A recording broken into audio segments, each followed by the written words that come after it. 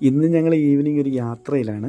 എവിടെയെന്ന എൻ്റെ വൈഫ് ജോലി ചെയ്യുന്ന SA ഇൻ്റർനാഷണൽ കാരോട് സ്കൂളിൽ നിന്ന് ആനുവൽ ഡേ ആയിരുന്നു. അങ്ങനെ വൈഫിനെ പിക്കപ്പ് ചെയ്യാൻ വേണ്ടിയിട്ട് ഞാൻ ഇവിടെ പോയതാണ്. അങ്ങനെ പോയത് കൊണ്ട് പ്രോഗ്രാംസ് എല്ലാം കാണാൻ വേണ്ടിയിട്ട് പാർട്ടി കാർഡിൽ കയറിയായിരുന്നു. അവിടുത്തെ പ്രോഗ്രാംസ് എല്ലാം കണ്ടപ്പോഴാണ് എൻ്റെ ഓൾഡ് മെമ്മറീസ് എല്ലാം എനിക്ക് ഓർമ്മ വന്നത്.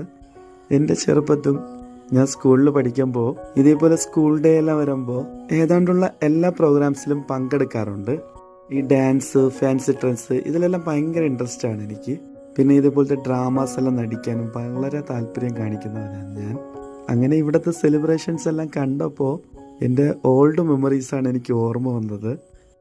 ഞാൻ 9th പഠിച്ചിട്ടിരുന്നപ്പോൾ ഞാൻ ഒരു ഫാൻസി ഡ്രസ് കോമ്പറ്റീഷനിൽ ഞാൻ ചേർന്നായിരുന്നു. ഞാൻ കോമ്പറ്റീഷനിലുള്ള കോസ്റ്റ്യൂംസ് എല്ലാം ഇട്ടിട്ട് ഒരുങ്ങി വന്നപ്പോൾ നിറയെ പേര് എന്നെ കളിയാക്കിയായിരുന്നു. അപ്പോഴാണ് എന്നെ പഠിപ്പിച്ച ഒരു സാറ് പറഞ്ഞത്, നിങ്ങൾക്ക് ഒരു പ്രോഗ്രാംസിലും പങ്കെടുക്കാൻ പറ്റുന്നില്ലല്ലോ, ഇവൻ ഒരുത്തെങ്കിലും ഉണ്ടല്ലോ ഈ ക്ലാസ്സിൽ, ഒരു പ്രോഗ്രാംസിലെങ്കിലും പങ്കെടുക്കാൻ എന്ന് പറഞ്ഞ് എന്നെ പ്രോത്സാഹിക്കുകയാണ് ചെയ്തത്.